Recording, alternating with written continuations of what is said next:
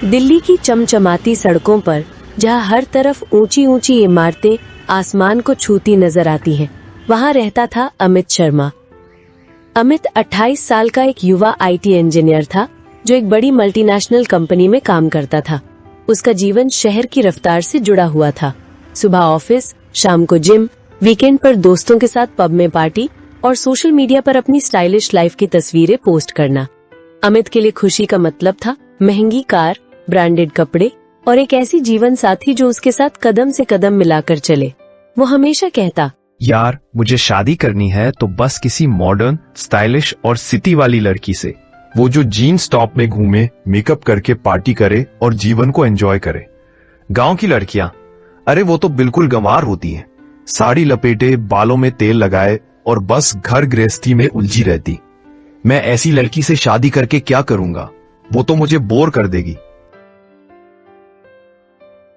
अमित का सबसे अच्छा दोस्त था राहुल वर्मा। राहुल भी अमित की तरह दिल्ली में काम करता था, लेकिन उसका दिल अभी भी उत्तर प्रदेश के एक छोटे से गांव से जुड़ा हुआ था। वहां उसके माता पिता खेती बाड़ी करते थे और राहुल हर छुट्टी में गांव जाकर अपने जड़ों से जुड़ता। दोनों दोस्त कॉलेज के दिनों से साथ थे। वे अक्सर शाम को एक कैफे में बैठकर कॉफी पीते और जीवन की बातें करते। एक दिन कैफे में बैठे बैठे राहुल ने अमित से कहा, अमित, मैं शादी करने वाला हूँ। मम्मी पापा ने रिश्ता तय कर दिया है। अमित ने अपनी लट्टे का घूंट लिया और उत्सुकता से पूछा, वाह यार, कौन है वो लकी गर्ल? कोई मॉडल टाइप या इंस्टाग्राम पर फेमस इन्फ्लुएंसर? बताओ ना, फोटो दिखाओ। राहुल ने थोड़ा शर्माते हुए कहा, नहीं रे अमित, वो मेरे गांव की है। नाम है सीमा। बहुत साधारण सी लड़की, लेकिन दिल की साफ और संस्कारी। बीए किया है उसने और घर परिवार संभालने में माहिर। मम्मी पापा को बहुत पसंद आई। अमित का चेहरा एकदम से बदल गया। वो जोर जोर से हंसने लगा। गांव की? यार राहुल, तू पागल हो गया है क्या? गांव की लड़की से शादी? वो तो सुबह उठकर गाय दुहेगी, चूल्हे पर रोटी सेंकेगी और शाम को खेतों में काम करेगी। शहर में आएगी तो एडजस्ट कैसे करेगी? तुझे कोई मॉडर्न लड़की क्यों नहीं मिली? देखना, मैं तो कभी ऐसी गवार से शादी नहीं करूंगा। मुझे तो वो चाहिए जो मेरे साथ कॉफी शॉप में बैठे, मॉल में शॉपिंग करे और रात को क्लब में डांस करे। जीवन जीना है कि नहीं? राहुल ने मुस्कुराते हुए, अमित, हर कोई तेरी तरह नहीं सोचता। सीमा बहुत अच्छी है, वो पढ़ी लिखी है और उसके संस्कार ऐसे हैं कि वो किसी भी जगह एडजस्ट कर लेगी। तू मेरी शादी में जरूर आना, खुद देख लेना उसकी सादगी और समझदारी। शादी गांव में ही हो रही है, अगले महीने। अमित ने मजाक में कहा, ठीक है यार, आऊंगा जरूर। लेकिन अगर तेरी दुल्हन ने साड़ी पहनकर ट्रेडिशनल डांस किया तो मैं वीडियो बनाकर इंस्टा पे डाल दूंगा। सब देखेंगे कि राहुल की बीवी कितनी ट्रेडिशनल है। राहुल ने हंसकर बात टाल दी, लेकिन उसके मन में अमित की बातों से थोड़ा दुख हुआ। वो जानता था कि अमित शहर की चकाचौंध में इतना खो चुका है कि गांव की असली खूबसूरती को नहीं समझ पाता। शादी का दिन आ गया। राहुल की शादी उसके गांव में हो रही थी। अमित दिल्ली से अपनी लग्जरी कार लेकर निकला। रास्ते में हाईवे पर तो सब ठीक था, लेकिन जैसे ही गांव की कच्ची सड़कों पर पहुंचा, उसका मूड खराब हो गया। धूल उड़ रही थी, गड्ढे थे और चारों तरफ खेतों का नजारा। यार, यहाँ तो सड़कें भी गवार हैं। कैसे रहते हैं लोग यहाँ? कोई मॉल नहीं, कोई कैफे नहीं, बस मिट्टी और हवा। अमित बड़बड़ाते हुए गांव पहुंचा। शादी का पंडाल गांव के बीच में सजा था। लाइटें लगी थी, लेकिन अमित को सब कुछ पुराना और सादा लग रहा था। बैंड बाजा बज रहा था, लोग ट्रेडिशनल कपड़ों में थे। दुल्हन सीमा को देखकर अमित और जोर से हंसा। सीमा ने लाल जोड़े वाली साड़ी पहनी थी, माथे पर बड़ी सी बिंदी, हाथों में गहरी मेहंदी और गले में मंगलसूत्र जैसा हार। वो शर्माती हुई मंडप में बैठी थी। अमित ने राहुल के कान में फुसफुसाया, यार ये तो बिल्कुल गवार लग रही है। सिर पर पल्लू डाले जैसे कोई पुरानी फिल्म की हीरोइन। तुझे इससे प्यार कैसे हो गया? कम से कम कोई ड्रेस पहनाती ना। राहुल ने अमित को घूरते हुए कहा, चुप कर अमित, ये संस्कार है, चमक नहीं। देखना, समय के साथ तुझे भी समझ आएगा कि असली सुंदरता दिल में होती है, बाहरी चमक में नहीं। शादी की रस्में शुरू हुई। गांव की रस्मों में बहुत सारी परंपराएं थी। पहले दूल्हा दुल्हन के पैर धोए गए, फिर कन्यादान, फिर फेरे। अमित को ये सब बोरिंग लग रहा था। वो बार बार फोन निकालकर चेक करता और सोचता कि काश ये शादी किसी होटल में होती जहां डीजे और डांस होता। शादी के बाद विदाई का समय आया।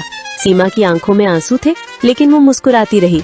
राहुल की माँ शांति देवी ने सीमा को गले लगाकर कहा, बेटी अब तू हमारे घर की लक्ष्मी हो, दिल्ली में रहकर भी गांव के संस्कार मत भूलना। अमित ने मजाक में राहुल से कहा, यार अब तेरी बीवी दिल्ली में आएगी तो उसे पहले ट्रेनिंग देना, साड़ी छोड़कर जीन्स पहनना सिखा, नहीं तो ऑफिस पार्टी में क्या करेगी। राहुल ने मुस्कुराकर कहा, तू चिंता मत कर, सीमा सब सीख लेगी। शादी के बाद राहुल और सीमा दिल्ली लौट आए। राहुल ने एक छोटा सा 2 BHK फ्लैट किराए पर लिया था। अमित का घर पास ही था तो वो अक्सर आता जाता। शुरू में अमित सीमा का मजाक उड़ाता। एक शाम वो राहुल के घर गया। सीमा ने घर को साफ सुथरा रखा था। गांव की कुछ सजावट की चीजें लगाई थी, जैसे मिट्टी के दिए और हाथ से बनी पेंटिंग। अमित ने कहा, वाह भाभी, घर तो गांव जैसा बना दिया, लेकिन शहर में तो मॉडर्न डेकोर होता है, LED लाइट्स, मिनिमलिस्ट फर्नीचर, ये सब पुराना लग रहा है। सीमा ने शांत भाव से कहा, जी मैं धीरे धीरे सीख रही हूँ, राहुल जी को पसंद आए वही काफी है, चाय लीजिए। सीमा ने मसाला चाय बनाकर दी। अमित ने पीते हुए कहा, भाभी चाय तो अच्छी है, लेकिन शहर में तो लट्टे या कैपुचिनो पीते हैं, गांव की आदत छोड़ो ना, कैफे जाकर ट्राई करो। सीमा ने मुस्कुराकर कहा, जी जरूर ट्राई करूंगी, आप बताइए क्या पसंद है तो मैं बनाना सीख लूंगी। राहुल ने अमित को घूरा, लेकिन अमित हंसता रहा। यार राहुल, तेरी बीवी तो अभी भी गांव वाली ही है, देख मैं अपनी शादी में ऐसी लड़की चुनूंगा जो कॉफी मशीन चलाए और घर को स्टाइलिश बनाए। इसी बीच अमित की शादी की बातें घर में चल रही थी। उसके माता पिता रमेश और सरिता शर्मा दिल्ली में ही रहते थे। रमेश जी एक बैंक मैनेजर थे और सरिता गृहिणी। सरिता जी अक्सर अमित से कहती, बेटा अब उम्र हो गई है, शादी कर ले, कोई अच्छी लड़की देख ले हम। अमित ने कहा, माँ अच्छी का मतलब क्या, मुझे मॉडर्न चाहिए, स्टाइलिश, जो मेरे साथ पार्टी करे, घूमे फिरे, गांव वाली या ट्रेडिशनल बिल्कुल नहीं, वो जो फैशनेबल हो, करियर वाली हो। रमेश जी ने कहा, बेटा लड़की अच्छे घर की होनी चाहिए, संस्कारी हो, चमक धमक तो कुछ दिन की होती है। अमित ने हंसकर कहा, पापा आप पुराने जमाने के हो, आजकल के जनरेशन मॉडर्न है, मैं प्रिया जैसी लड़की से शादी करूंगा। प्रिया कौन थी? प्रिया एक फैशन डिजाइनर थी, जिससे अमित की मुलाकात एक पार्टी में हुई थी। प्रिया दिल्ली की ही थी, हमेशा जीन्स टॉप या शॉर्ट ड्रेस में रहती, बाल हाईलाइट करवाए, नेल्स पेंटेड। वो इंस्टाग्राम पर एक्टिव थी और अमित को पहली नजर में पसंद आ गई। यही है मेरी ड्रीम गर्ल, अमित ने सोचा। दोनों ने कुछ डेट्स की और जल्दी ही शादी तय हो गई। अमित की शादी शहर के एक लग्जरी होटल में हुई। वहाँ डीजे था, कॉकटेल पार्टी, डांस फ्लोर। मेहमानों में अमित के ऑफिस फ्रेंड्स, प्रिया के फैशन इंडस्ट्री वाले लोग, राहुल और सीमा भी आए। सीमा ने साड़ी पहनी थी, जबकि प्रिया ने वेस्टर्न गाउन।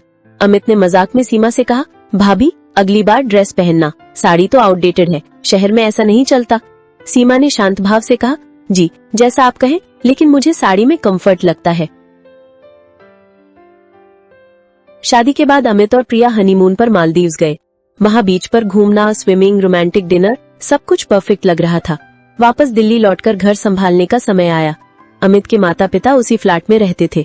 प्रिया की आदतें शहर वाली थी, सुबह देर से उठना, ब्रेकफास्ट के लिए बाहर से ऑर्डर करना, घर के कामों में कोई इंटरेस्ट नहीं। एक सुबह सरिता जी ने प्रिया से कहा, बहू आज नाश्ता बना दो, पराठे या कुछ घर का। प्रिया ने कहा, माँ जी मैं तो कॉफी पीकर ऑफिस चली जाऊंगी, आप लोग जोमेटो से कुछ ऑर्डर कर लो, मुझे किचन में समय बर्बाद करना पसंद नहीं। सरिता जी ने मन ही मन सोचा, ये कैसी बहू है, लेकिन कुछ नहीं कहा। अमित को शुरू में ये सब कूल लगता, माँ प्रिया मॉडर्न है, घर के काम क्यों करे, हम मेड रख लेंगे, आजकल सब ऐसे ही जीते हैं। उधर राहुल के घर में सीमा धीरे धीरे एडजस्ट हो रही थी। वो सुबह जल्दी उठती, योगा करती, फिर नाश्ता बनाती, आलू के पराठे, दही, फ्रेश जूस। राहुल खुश रहता। एक दिन राहुल के पापा बीमार हो गए और दिल्ली आ गए। सीमा ने उनकी सेवा की, सुबह दवा दी, दोपहर में सूप बनाया, शाम को बातें करके हंसाया। राहुल के पापा ने कहा, बहू तू तो स्वर्ग की अप्सरा है, गांव की लड़की होकर भी इतनी समझदार, शहर की लड़कियां तो बस अपने में मस्त रहती हैं। अमित एक दिन राहुल के घर गया। वहाँ सीमा ने घर का बना खाना परोसा, दाल, सब्जी, रोटी, सलाद। अमित ने खाते हुए कहा, वाह भाभी ये तो स्वादिष्ट है, लेकिन प्रिया तो कहती है कि घर का खाना फैट बढ़ाता है, वो तो सलाद और जूस पर रहती है। सीमा ने मुस्कुराकर कहा, जी घर का खाना सेहत के लिए अच्छा होता है, मैं रोज बनाती हूँ और राहुल जी को पसंद आता है। धीरे धीरे अमित के घर में छोटी छोटी खटास आने लगी। प्रिया अक्सर लेट आती, पार्टी में जाती, अमित के साथ भी बहस होती, लेकिन अमित अभी भी अपनी पसंद पर अड़ा था। राहुल लकी है, लेकिन मैं भी खुश हूँ, मॉडर्न लाइफ ही बेस्ट है। अमित का घर, जो कभी उसकी मॉडर्न लाइफ का प्रतीक था, अब छोटी छोटी बातों पर तनाव का केंद्र बन रहा था। प्रिया की बेपरवाह आदतें और शहर की चमक में खोया हुआ रवैया अब अमित को खटकने लगा था।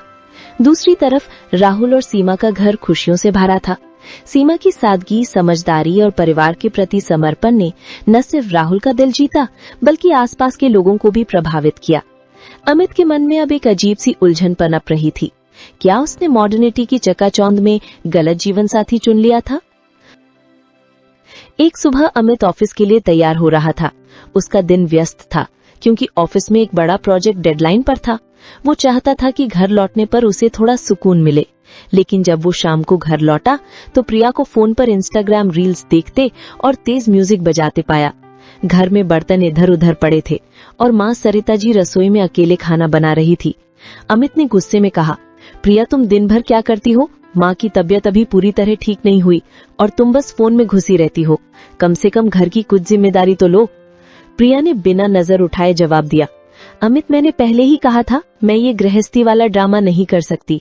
माँ की देखभाल के लिए मेड है ना। और हाँ, मैं आज रात दोस्तों के साथ क्लब जा रही हूँ, तुम भी चलो, थोड़ा मूड फ्रेश हो जाएगा। अमित का गुस्सा और बढ़ गया।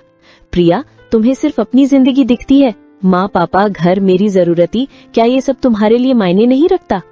प्रिया ने तल्ख लहजे में कहा, अमित, तुमने मुझसे शादी की थी क्योंकि मैं मॉडर्न हूँ। अब ये पुराने जमाने की बातें शुरू कर दी। अगर तुम्हें ऐसी बीवी चाहिए थी जो दिन रात किचन में खटे, तो गांव वाली सीमा से शादी कर लेते। मैं तो ऐसी ही हूँ। अमित का चेहरा लाल हो गया। वो कुछ बोलना चाहता था, लेकिन तभी सरिता जी कमरे में आई और बोली, बेटा छोड़ दे, बहू को उसकी मर्जी से जीने दे। उनकी आवाज में दुख साफ झलक रहा था। अमित चुप हो गया, लेकिन उसके मन में तूफान उठ रहा था। राहुल और सीमा का सुकून भरा घर।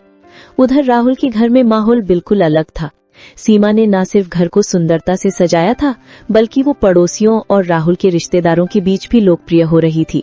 उसने घर में छोटा सा गार्डन बनाया था, जिसमें तुलसी का पौधा, गुलाब और कुछ सब्जियां उग रही थीं। सुबह वो योग करती, फिर नाश्ता बनाती, कभी परांठे, कभी इडली, कभी फ्रेश जूस। राहुल को उसकी हर छोटी छोटी बात पसंद थी। एक दिन राहुल के माता पिता दिल्ली आए। राहुल के पापा रामलाल जी को हल्का बुखार था। सीमा ने उनकी पूरी देखभाल की। सुबह गर्म चाय और हल्का नाश्ता, दोपहर में सूप और खिचड़ी और रात को हल्दी वाला दूध। रामलाल जी ने सीमा की तारीफ करते हुए कहा, बहू, तूने तो हमें ऐसा सुकून दिया जो शहर में मिलना मुश्किल है। गांव की मिट्टी की खुशबू है तुझमें। राहुल ने हंसते हुए कहा, पापा, सीमा तो गांव और शहर दोनों को मिला देती है, ये उसकी खासियत है। सीमा ने शर्माते हुए कहा, जी बस, आप लोग खुश रहिए, मेरे लिए वही काफी है। एक शाम राहुल ने अमित और प्रिया को अपने घर डिनर पर बुलाया। अमित ने प्रिया से कहा, चलो राहुल के घर चलते हैं, सीमा भाभी का खाना खाकर देखते हैं। वैसे मुझे लगता है वो बस गांव वाला खाना ही बनाएंगी, दाल रोटी सब्जी। प्रिया ने हंसते हुए कहा, हाँ शायद गोबर के उपले पर रोटी सेक रही होगी, चलो देखते हैं। दोनों हंसते हुए राहुल के घर पहुंचे। वहां का नजारा देखकर उनकी आंखें खुली रह गई। सीमा ने घर को इतनी सुंदरता से सजाया था कि वो किसी मॉडर्न फ्लैट से कम नहीं लग रहा था। दीवारों पर गांव की कला से प्रेरित पेंटिंग्स थीं, लेकिन फर्नीचर और लाइटिंग मॉडर्न। मेज पर तरह तरह के व्यंजन सजे थे, पनीर टिक्का, दाल मखनी, नान, जीरा राइस और डेजर्ट में गाजर का हलवा। प्रिया ने हैरानी से कहा, अरे भाभी, ये तो रेस्टोरेंट जैसा खाना है, तुमने तो गांव की छवि ही बदल दी। सीमा ने शर्माते हुए कहा, जी, मैंने YouTube से कुछ रेसिपी सीखी, राहुल जी को और उनके दोस्तों को पसंद आता है। आप लोग खाइए, बताइए कैसा है। अमित ने खाना खाते हुए तारीफ की, वाह भाभी, ये तो कमाल है। प्रिया, तुम्हें भी ऐसा कुछ सीखना चाहिए। प्रिया ने तपाक से कहा, अरे मैं क्यों किचन में समय बर्बाद करूं, मेरे पास डिजाइनिंग का काम है, क्लाइंट्स हैं, खाना तो ऑर्डर करने के लिए होता है। सीमा ने कुछ नहीं कहा, बस मुस्कुराई। लेकिन राहुल को प्रिया का ये लहजा अच्छा नहीं लगा। उसने बात बदलते हुए कहा, अमित, तू बता, ऑफिस में सब कैसा चल रहा है, वो नया प्रोजेक्ट कैसा जा रहा है। खाने के बाद जब अमित और प्रिया घर लौटे, अमित ने प्रिया से कहा, देखा, सीमा ने कितना अच्छा खाना बनाया था, घर को कितना प्यार से संभाला है, तुम भी कभी ऐसा कुछ ट्राई करो ना। प्रिया भड़क गई, अमित, मैं कोई गृहिणी थोड़े हूँ जो दिन रात किचन में खटती रहूं। मैं मॉडर्न हूँ, मेरी लाइफ में और भी बहुत कुछ है। तुझे गांव वाली चाहिए थी तो उसी से शादी कर लेता, मैं तो ऐसी ही हूँ। अमित चुप हो गया। उसे प्रिया की बातें खटक रही थीं, लेकिन वो अभी भी अपनी मॉडर्न पत्नी के साथ खुश रहने की कोशिश कर रहा था। कुछ हफ्तों बाद अमित के घर में एक और घटना हुई। सरिता जी की तबीयत खराब हो गई। उन्हें तेज बुखार था और वो बिस्तर पर थी। अमित ने प्रिया से कहा, प्रिया, माँ को देख लो, मैं ऑफिस जा रहा हूँ। कुछ हल्का खाना बनाना और उनकी दवा का ध्यान रखना। प्रिया ने नाराजगी भरे लहजे में कहा, अरे मेड को बोल दो, मैं तो आज दोस्तों के साथ लंच पर जा रही हूँ, मेरे पास इतना समय नहीं है। अमित को गुस्सा आया, लेकिन वो कुछ नहीं बोला। उसने राहुल को फोन किया, यार माँ की तबीयत ठीक नहीं है, क्या सीमा भाभी थोड़ा समय निकाल सकती हैं? राहुल ने तुरंत कहा, अरे तू चिंता मत कर, हम दोनों अभी आते हैं। राहुल और सीमा अमित के घर पहुंचे। सीमा ने सरिता जी की पूरी देखभाल की। उसने ठंडी पानी की पट्टियां रखी, हल्का सूप बनाया और समय पर दवा दी। सरिता जी ने कमजोर आवाज में कहा, बेटी तुम कितनी अच्छी हो, प्रिया को भी तुमसे कुछ सीखना चाहिए। सीमा ने मुस्कुराकर कहा, माँ जी आप बस ठीक हो जाएं, प्रिया दीदी भी बहुत अच्छी हैं, वो अपने काम में बिजी रहती हैं। उस रात जब अमित घर लौटा तो उसने सीमा को धन्यवाद दिया। भागी, तुमने माँ की इतनी सेवा की, सचमुच तुम कमाल हो। सीमा ने कहा, भैया ये तो मेरा फर्ज है, माँ जी मेरे लिए भी माँ जैसी है। कुछ दिन बाद अमित के घर में गणेश चतुर्थी की पूजा थी। सरिता जी ने घर को साफ करने और पूजा की तैयारियां शुरू कर दी। अमित ने प्रिया से कहा, प्रिया इस बार पूजा में शामिल हो जाओ, माँ पापा को बहुत अच्छा लगेगा, कुछ मोदक या मिठाई बनाओ, सब खुश होंगे। प्रिया ने नाक सिकोड़ते हुए कहा, अरे ये सब पुरानी बातें मुझे बोर करती हैं, मैं अपने दोस्तों के साथ ब्रंच पर जा रही हूँ, तुम लोग कर लो पूजा। अमित ने इस बार कुछ नहीं कहा, लेकिन उसके मन में गुस्सा और निराशा उबल रहे थे। पूजा के लिए राहुल और सीमा को भी बुलाया गया। सीमा ने पूजा की सारी तैयारियां करने में सरिता जी की मदद की। उसने मोदक बनाए, घर को फूलों और रंगोली से सजाया और पूजा के समय मंत्र पढ़ने में भी साथ दिया। रमेश जी ने कहा, सीमा बेटी तुमने तो हमारे घर को मंदिर बना दिया। मेहमानों ने भी सीमा की तारीफ की। एक पड़ोसिन ने कहा, राहुल तुम्हारी पत्नी तो हीरा है, इतनी संस्कारी और मेहनती, कहाँ थी आज प्रिया? अमित को ये बात चुभ गई। वो चुपचाप मेहमानों को खाना परोसता रहा, लेकिन उसके मन में तूफान उठ रहा था। पूजा के बाद जब मेहमान चले गए, अमित अकेले छत पर बैठा। उसे अपने शादी के दिन याद आए। प्रिया की चमक, उसका स्टाइल, वो सब कुछ जो उसे पहले आकर्षक लगता था, अब खोखला लग रहा था। उसने सोचा, क्या मैंने सिर्फ बाहरी चमक देखकर शादी कर ली? क्या मैंने प्रिया के दिल को समझने की कोशिश भी नहीं की? उसी रात प्रिया देर से घर लौटी। उसकी सांसों से शराब की गंध आ रही थी। उसने हंसते हुए कहा, क्या यार तुम इतने बोरिंग क्यों हो गए हो, चलो कल पब चलते हैं। अमित ने गहरी सांस ली और कहा, प्रिया हमें बात करनी है, मैं अब इस तरह नहीं जी सकता। शादी का मतलब सिर्फ पार्टी और घूमना नहीं है। मुझे एक ऐसी पार्टनर चाहिए जो मेरे परिवार को, मेरी जिंदगी को समझे। प्रिया ने हंसते हुए कहा, तो तलाक ले लो, मैं तो ऐसी ही हूँ। अमित का दिल बैठ गया। उसे एहसास हुआ कि उसने मॉडर्निटी के चक्कर में न सिर्फ अपने परिवार को दुख दिया, बल्कि अपनी जिंदगी को भी उलझन में डाल लिया। अमित के मन में उथल पुथल अभी भी जारी थी। प्रिया के साथ उसका रिश्ता पूरी तरह टूट चुका था। तलाक का फैसला लेने के बाद अमित को एक अजीब सा खालीपन महसूस हो रहा था। वो सोचता कि क्या उसने मॉडर्निटी की चकाचौंध में अपनी असली खुशी खो दी? दूसरी तरफ राहुल और सीमा का जीवन एक मिसाल बन चुका था। सीमा की सादगी, संस्कार और परिवार के प्रति समर्पण ने न सिर्फ उनके घर को स्वर्ग बनाया था, बल्कि अमित को भी गहरा सबक सिखाया था। अमित अब समझ चुका था कि असली खुशी चमक दमक में नहीं, बल्कि दिल की गहराई, जिम्मेदारी और प्यार में होती है। तलाक के कागजात साइन करने के बाद अमित घर लौटा। सरिता जी और रमेश जी कमरे में बैठे थे। उनकी आंखें लाल थीं, लेकिन चेहरों पर एक अजीब सा सुकून था। अमित ने उनके पैर छुए और कहा, माँ, पापा, माफ करना, मैंने आप लोगों को बहुत दुख दिया। प्रिया के साथ ये रिश्ता कभी चल नहीं पाता। मैंने गलती की, लेकिन अब मैं सुधारूंगा। सरिता जी ने अमित को गले लगाया और आंसू पोंछते हुए कहा, बेटा, गलती तो हर इंसान से होती है, लेकिन तूने सच्चाई को समय रहते स्वीकार किया, ये बड़ी बात है। बस अब आगे बढ़, हम तेरे साथ हैं।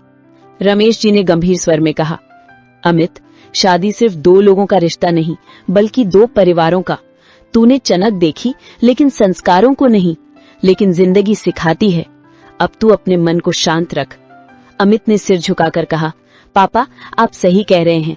मैंने राहुल और सीमा भाभी को देखकर सीखा कि असली साथी वो है जो परिवार को जोड़े, तोड़े नहीं।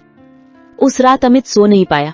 उसे प्रिया की यादें आईं, हनीमून के बीच पार्टी की रातें, वो सब जो पहले खुशी लगता था अब बोझ। लेकिन साथ ही उसे राहुल और सीमा की शादी याद आई। सीमा की सादगी, उसका प्यार, वो सब जो अमित ने कभी महत्व नहीं दिया। वो सोचता रहा, काश मैंने पहले समझा होता, काश मैंने गांव की लड़कियों को गंवार न समझा होता। कुछ हफ्तों बाद राहुल और सीमा ने अपने घर में एक छोटी सी पार्टी रखी। सीमा ने एक ऑनलाइन टीचिंग प्लेटफॉर्म शुरू किया था जो गांव की लड़कियों को मुफ्त शिक्षा देने के लिए था। उसका पहला कोर्स लॉन्च हो रहा था और कई रिश्तेदार और पड़ोसी आमंत्रित थे। अमित भी वहां गया। घर पहुंचते ही उसे सीमा की मेहनत दिखी। घर साफ सुथरा था, मेज पर घर का बना खाना, समोसे, पकौड़े, चाय और स्पेशल गाजर का हलवा। सीमा ने साड़ी पहनी थी, लेकिन उसके बाल स्टाइलिश बंधे थे और चेहरे पर कॉन्फिडेंस की चमक। राहुल ने अमित को गले लगाया और कहा, यार आ गया, सीमा का दिन है आज, वो इतनी मेहनत कर रही है। अमित ने मुस्कुराकर कहा, हाँ यार, भाभी को बधाई। पार्टी में सीमा ने एक छोटा सा भाषण दिया। माइक थामे हुए वो बोली, सभी को नमस्कार, मैं सीमा वर्मा हूँ, गांव से आई एक साधारण लड़की, लेकिन मैंने हमेशा सपने देखे पढ़ने के, सिखाने के। राहुल जी और मेरे सास ससुर ने मुझे हमेशा सपोर्ट किया। आज मेरा प्लेटफॉर्म लॉन्च हो रहा है जहां मैं गांव की लड़कियों को ऑनलाइन पढ़ाऊंगी, क्योंकि शिक्षा कोई शहर गांव की मोहताज नहीं, हर लड़की को मौका मिलना चाहिए। सब ने तालियां बजाईं। अमित की आंखें नम हो गई। उसे एहसास हुआ कि सीमा ने न सिर्फ घर संभाला बल्कि अपना करियर भी बनाया। वो गांव की सादगी को शहर की ताकत से जोड़ चुकी थी। पार्टी के बाद अमित ने सीमा से कहा, भाभी तुम कमाल हो, मैंने कभी नहीं सोचा था कि एक गांव की लड़की इतना कुछ कर सकती है। तुम्हारी खाना बनाने की कला, बुजुर्गों की सेवा, पढ़ाई, सब कुछ परफेक्ट। सीमा ने मुस्कुराकर कहा, भैया ये सब संस्कारों से आता है। गांव ने मुझे सिखाया कि मेहनत और प्यार से कुछ भी हासिल किया जा सकता है। आप भी अब खुश रहिए, प्रिया दीदी के साथ जो हुआ वो बीत गया। उस रात अमित राहुल के साथ छत पर बैठा। ठंडी हवा चल रही थी और दिल्ली की लाइटें चमक रही थी। अमित ने गहरी सांस ली और कहा, यार मैंने जिंदगी में बहुत बड़ी गलती की। मैंने सिर्फ बाहरी चमक देखी, प्रिया का स्टाइल, उसकी पार्टी लाइफ, लेकिन असली रिश्तों की गहराई को नहीं समझा। सीमा भाभी जैसी लड़की को मैंने गंवार समझा, उनका मजाक उड़ाया। आज मुझे शर्मिंदगी हो रही है। राहुल ने अमित के कंधे पर हाथ रखा और कहा, अमित जिंदगी गलतियों से ही सिखाती है। तूने सच्चाई को स्वीकार किया, ये बड़ी बात है। सीमा ने मुझे सिखाया कि शादी में समर्पण होता है, न कि सिर्फ मजा। वो सुबह उठकर नाश्ता बनाती, शाम को मेरी थकान मिटाती और रात को मेरी बातें सुनती। उसके संस्कार, उसकी सादगी, ये सब अमूल्य है। तू भी अब आगे बढ़। अमित ने सिर झुकाकर कहा, हाँ यार, अब मैं जिंदगी को नए सिरे से शुरू करूंगा और इस बार मैं सिर्फ चमक नहीं, दिल देखूंगा। मॉडर्निटी के चक्कर में मैंने गलत जीवन साथी चुना, लेकिन अब मुझे समझ आ गया कि असली खुशी संस्कारी और जिम्मेदार साथी से मिलती है। अमित के तलाक की खबर फैल गई। समाज में बातें होने लगी। एक रिश्तेदार चाची ने फोन किया, अरे अमित बेटा क्या हुआ? प्रिया जैसी मॉडर्न लड़की से शादी की और अब तलाक? देखा, शहर वाली लड़कियां तो बस दिखावे की होती हैं, गांव वाली संस्कारी होती हैं जो घर संभालती हैं। सरिता जी ने फोन पर कहा, चाची जी जो हुआ सो हुआ, अमित ने सीख लिया है, अब सब ठीक हो जाएगा। अमित को ये बातें सुनकर दुख तो होता, लेकिन वो चुप रहता। उसे एहसास था कि समाज की बातें सही थी। उधर राहुल के घर में हमेशा मिठास बनी रहती। सीमा ने रामलाल और शांति देवी को दिल्ली बुलाया। वो उनकी सेवा करती, सुबह मालिश, दोपहर में दवा और शाम को गपशप। शांति देवी ने कहा, बेटी तूने तो हमें राजसी जीवन दे दिया। गांव में तो हम अकेले थे, लेकिन तूने सब कुछ बदल दिया। सीमा ने कहा, माँ जी आप लोग मेरे लिए सब कुछ हो, मैं बस अपना फर्ज निभा रही हूँ। कुछ महीनों बाद अमित ने अपनी जिंदगी को संभालना शुरू किया। वो ऑफिस के बाद घर आता, माँ बाप के साथ समय बिताता और कभी कभी राहुल के घर जाता। एक दिन सरिता जी ने कहा, बेटा अब तो खुश है ना? अमित ने मुस्कुराकर कहा, हाँ माँ, अब मुझे समझ आ गया कि खुशी बाहर नहीं अंदर होती है। सीमा भाभी ने सिखाया कि सादगी में ताकत है। कहानी का अंत यही है। अमित ने सीखा कि मॉडर्निटी अच्छी है, लेकिन संस्कार उसके ऊपर। असली जीवन साथी वो है जो दिल जीते, न कि सिर्फ नजरें।